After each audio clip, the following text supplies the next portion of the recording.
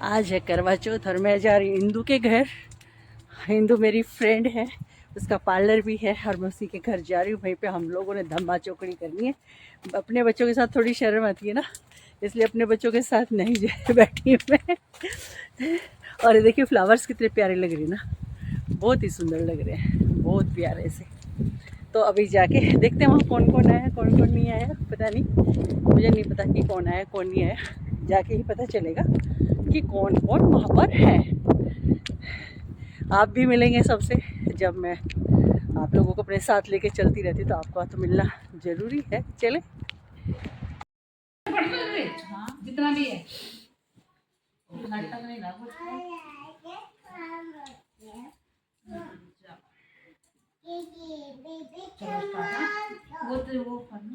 ये तुमने हमारा पानी ना बोला ये दे रहा यार, ये फोटो और टिक्का मेरे को हाथ में पड़ेगा, कोई बात नहीं, अब साफ ही यहाँ ये पानी ना हमारे दो रखते हैं ना। अच्छा, एक जिसमें हम मिक्सते हैं। हाँ, और तो हम तो इसी को भर देंगे, भरा नहीं? थोड़ा सा स्लाइटली थोड़ा डिफरेंट होता है। ये वाली हाँ, और टीका भी है यहाँ पर कहीं, क्या टीका ये रही ये उतनी है क्या? थैंक यू, बस चल अब तुम करते हो, मैं आऊँ।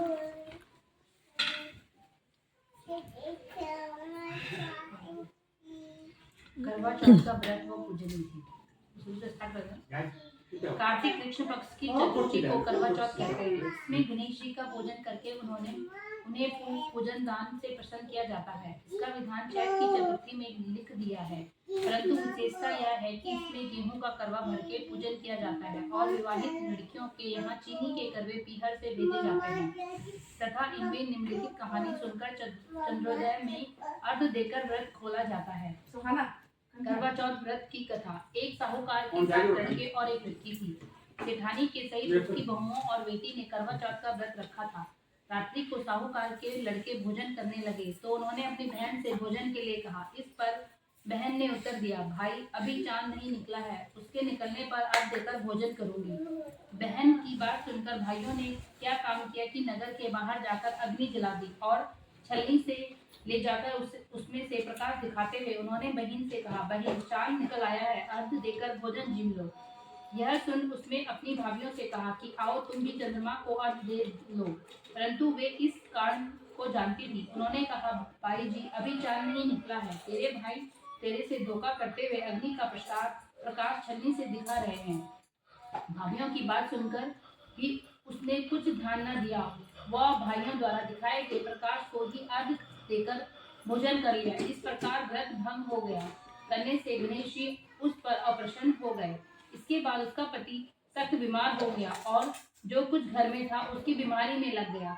जब उसे अपने किए दोषों का पता लगा तो पश्चाताप किया। गणेश जी की प्रार्थना करते हुए विधि विधान से पूर्ण चतुर्थी का व्रत करना आरंभ कर दिया और श्रद्धा अनुसार सबका आदर करते हुए सबसे आशीर्वाद ग्रहण करने में ही मन को लगा दिया।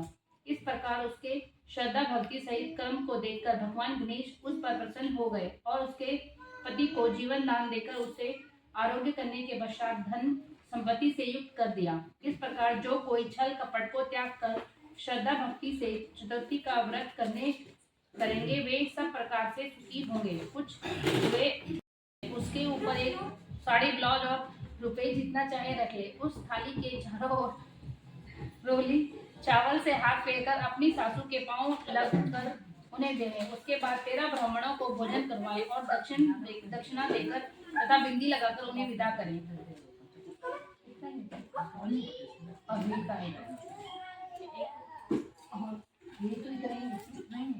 ये तो हो ही रहा है, इतनी होती है ये, इतनी तो होती है, बस हो गई। कितनी होती है? इतनी होती है वैसे। लगे रोली ना है, रोली तो वही वाला था। इंदू के घर से आ गए वापस। कथा वथा सुनने के बाद खाना बना वो दरअसल चाय पीने के बाद कुछ खाया पिया और फिर चल रही है अपना घर की तरफ। अब हो गई है ठंड, बहुत सारी ठंड हो गई है, तो बाप रे बाप बहुत ठंड हो गई, बारिश हो गई है। बहुत ही ज़्यादा। और हम लोग अपने अपने घरों को चल पड़े हैं। देखते हैं घर पहुँच के बच्चों ने क्या किया, देखते हैं जाके।